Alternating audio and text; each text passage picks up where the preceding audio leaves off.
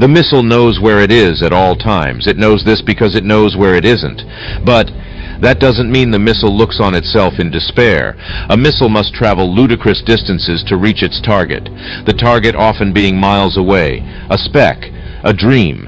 Its chances of hitting its target is slim at most, especially if it's outdated, unprepared, and has rotted in storage for years. And the target is moving at such speeds it's inconceivable to the human mind. But despite all this, the missile doesn't tell itself it doesn't know where it is. It merely tells itself where it should go.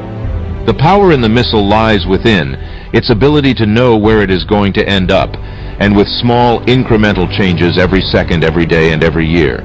The missile takes its deepest and most mind-shattering course deviations and failures, and it does something remarkable. It turns its failures into lessons to guide it along the proper path. Its failures are not only inevitable, but needed for the missile to find the proper path. The missile drifts when it needs to. It doesn't burn all its fuel in a desperate state to reach enlightenment.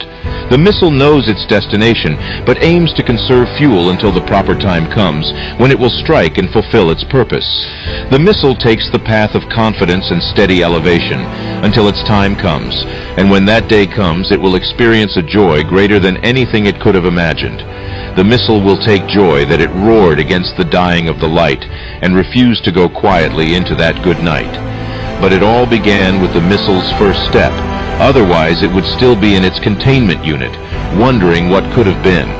The missile knows its greatest lessons lays within its own fear, so it should embrace it and mold it until it has nothing to be afraid of, even welcoming the greatest of challenges, thirsty for experience.